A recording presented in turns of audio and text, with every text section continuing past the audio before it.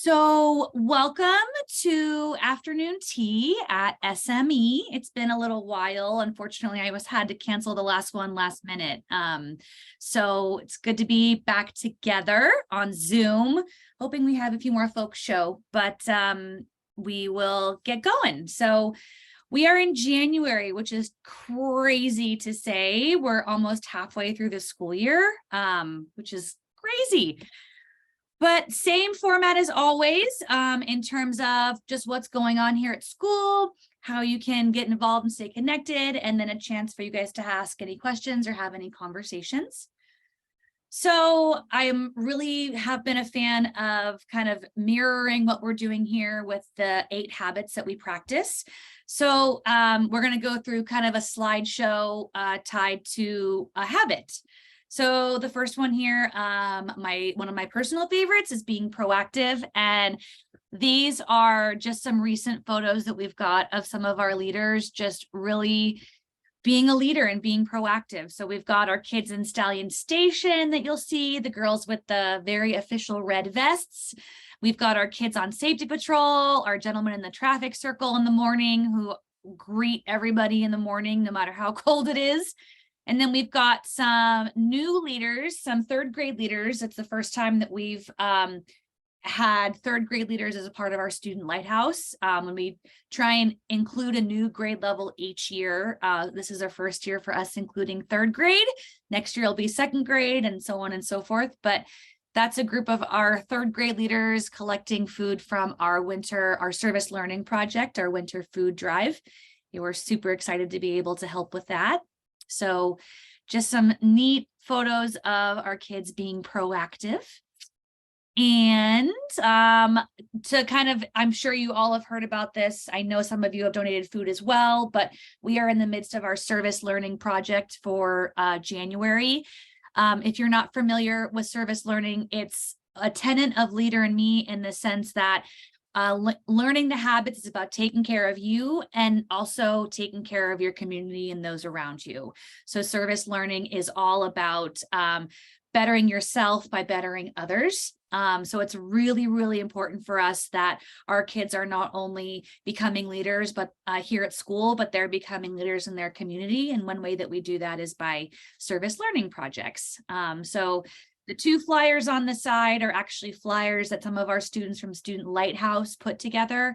And then the photo in the middle is one of our leaders who takes time out of her day and her recess to help us organize food. So another great example of being proactive. And thank you to those of you who have donated yet. It's really been awesome to see the response we've gotten from the community. And then beginning with the end in mind, we just had right before winter break, we had our December Leadership Award Assembly. This is some photos from it. It was also pajama day, so we don't always dress like this. It was pajama day as well, but just a fun way for our leaders to be recognized and then for their families to be a part of that as well. We've got a big leadership assembly coming up next week, Tuesday the 31st. I know some of you have been invited, but this will be a monster assembly in the sense that we're planning to give away almost 1,000 awards. I don't know how it is all going to work, but it's going to work. It's kiddos who are getting leadership awards, but then also kiddos who have met and made significant progress from on their iReady diagnostic.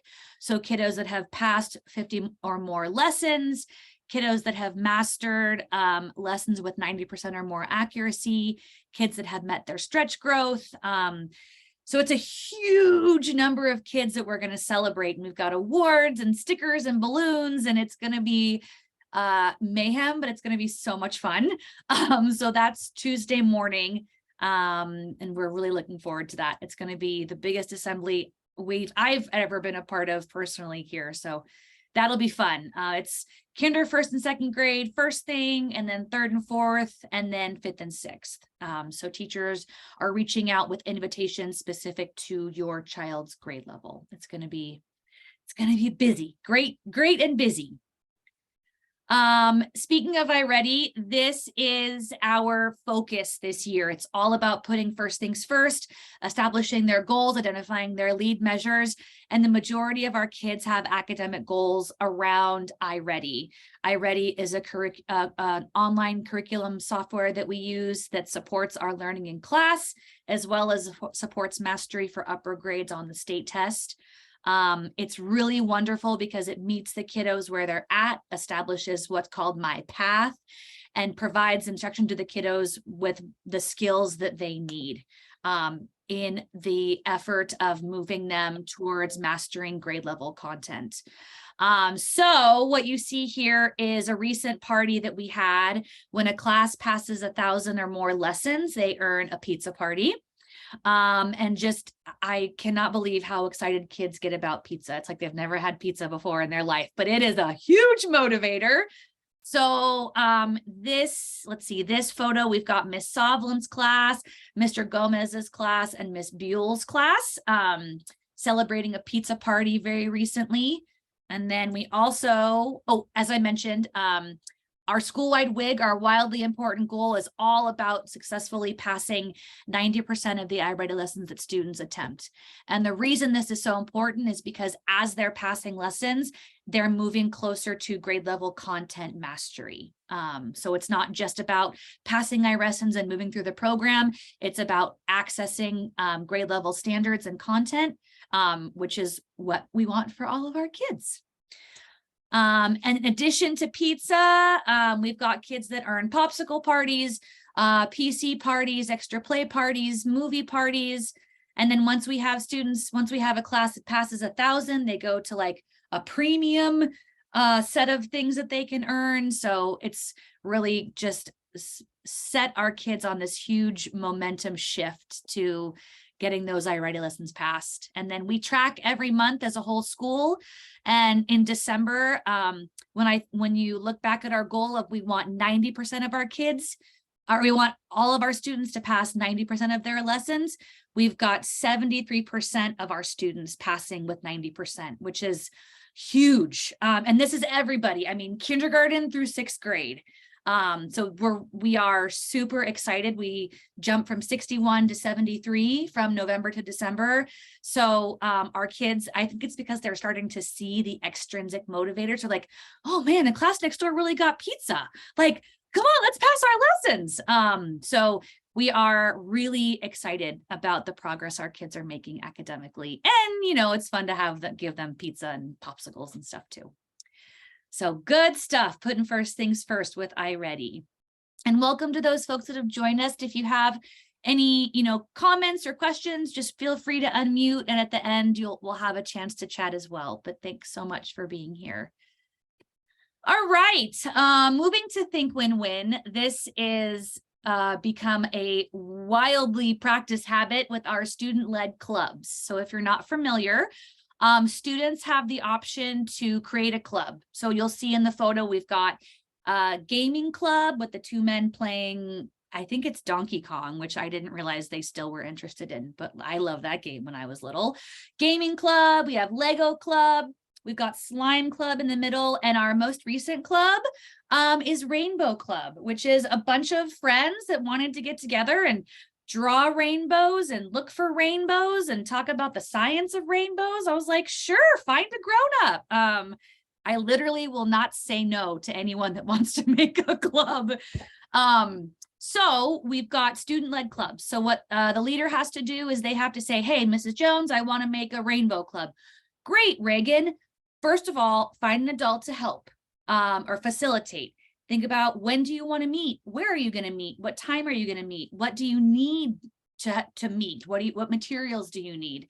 And then who's going to be in that club? And then once you find those friends, then they have to get permission slips, bring them back. So it really is quite a leadership opportunity for our students. We're really hoping to find some clubs to include kindergarten this year, because we have so many kindergarten friends who are like, I want to be in a club. So these are first graders in here. So we're trying to just make sure we can find something productive and positive for our littlest leaders. But this really is a Think Win-Win, because the kids feel this sense of leadership and ownership, and they also are doing something fun with friends that have similar interests. So it's like such a win-win. And like I said, with Rainbow Club, I was like, cool, that sounds great. Like, let's do it. So really, really fun. And our adults typically just sit back and watch and let the magic happen, which is really fun. So it has become a wildly practiced habit here with our student-led clubs. Think win-win. All right. And where are we here? This is one of my personal favorites to see in action. Seek first to understand and then to be understood is all about buddy classrooms right now. And what this is every one of our classes has a buddy classroom. So if you're in K1 or 2, your buddy classroom is an older class. And if you're 3 through 6, it's a younger class. And the teachers coordinate and get together and they do all kinds of things together. So in the middle, we've got some friends that I think we're playing Legos. We've got some kids that are reading to each other. We have buddy classrooms that do PE together, painting together, all kinds of stuff. And it's really neat to see, you know, kind of these like big, tough 6th graders getting down with a kindergartner and a 1st grader reading.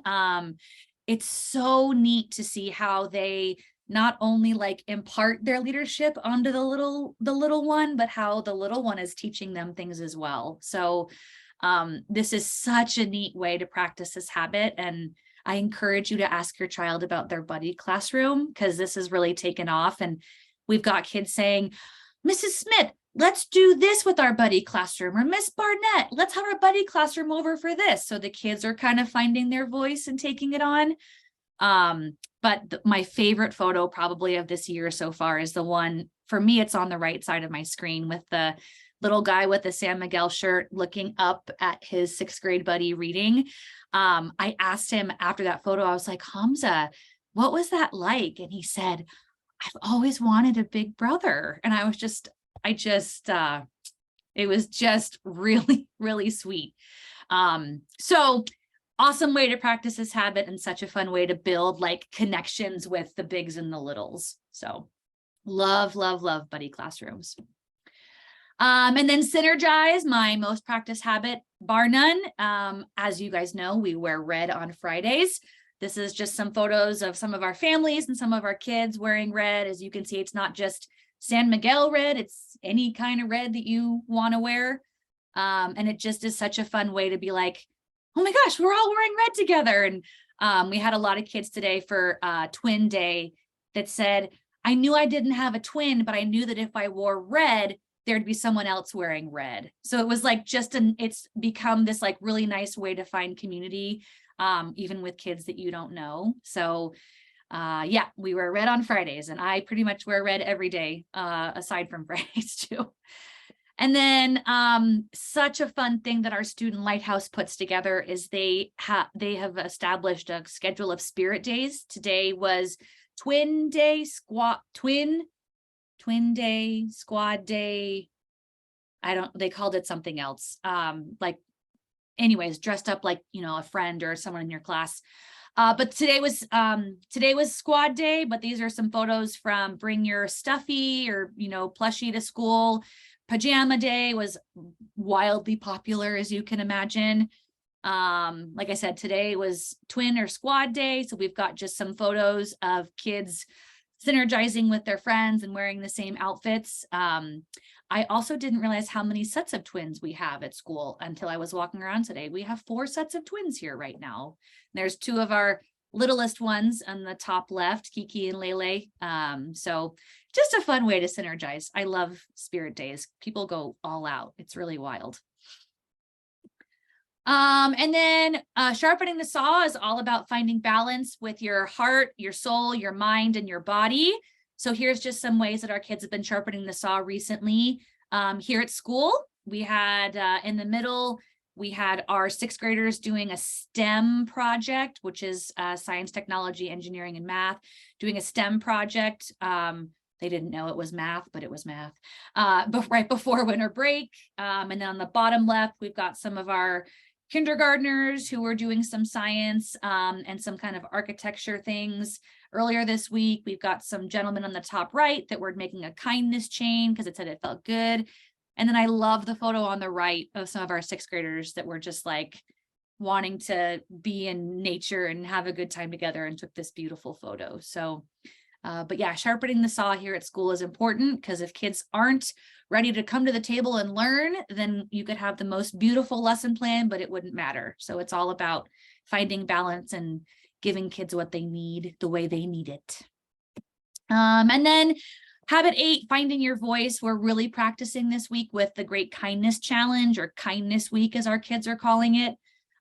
It's been super fun to hear kids come up to me and say, Mrs. Jones, I was kind today because I picked up trash, or I was kind today because I helped a friend that fell on the playground, or, you know, I was kind today because I told my teacher that, well, she thought she was being kind because she told her teacher that she didn't want to come to school because she was tired.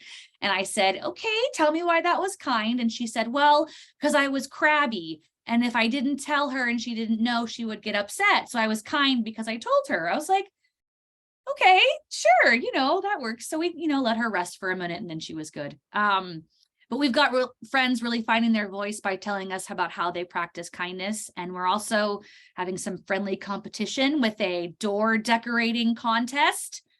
We've got kindergarten, room 1 on the left, Miss Via, one of our special ed classrooms in the middle. And then I think this is Miss Delmer on the right with Kindness Bingo. It's fun. They go out there during recess and they figure out what they want to do in terms of an act of kindness. They put their picture on it and they go and do it. So it's just really cute. It's really, really sweet. And then also, we have been finding our voice this whole entire school year since August. Our staff members have been actively working to update our vision and mission statements. It's been quite a long time since this was done, and our school has changed dramatically. And the reason that these are so important is because we have to be able, any decision that we make in terms of paying for something or hiring someone or making a change in a schedule, we have to be able to ask ourselves, is this in line with our vision and our mission statement? So it may just look like words on paper to you, but I can tell you that the majority of our staff know it by heart just because I will ask them. And how does that align with our mission statement? Or does that match with the vision? I'm not really sure about that. Come back and tell me. So we as a staff, an adult group of here, we've really been working to find our voice to make sure that the community knows why we do what we do and why we're here, but that we can also ground everything we do in that work. So really, really important stuff for us. And then just, you know, obviously, if you're here, you're connected and involved. As I always say, there's a lot of ways you can get information from us. I always share on Dojo kind of a synthesis of our newsletter and Stallion Station and Jump Into Monday, just so it's all there, because I know it kind of comes from a lot of different places, but we try and give you guys as much information as we can in many different forms. And then just thinking about what's coming up, we've got a lot happening until our next afternoon tea. So you've got leadership days, leadership assemblies, our food drive ends, school board meetings, school site council, just a lot of things happening between now and then. And we're getting ready for state testing for our 3rd through 6th graders, LPAC testing, which is our English language proficiency assessment for our students learning English as a second language. So that's got going on. We're getting ready for our 2nd round of report cards. Our budget's coming out. So there's a lot of things happening both in the class and kind of big picture as well. So a lot of information, a lot of things coming up. And then that's all I've got. I know I feel like I always am just kind of like Charlie Browning it when I'm up here. But now a chance for you guys to ask any questions or have any kind of conversations. And yeah.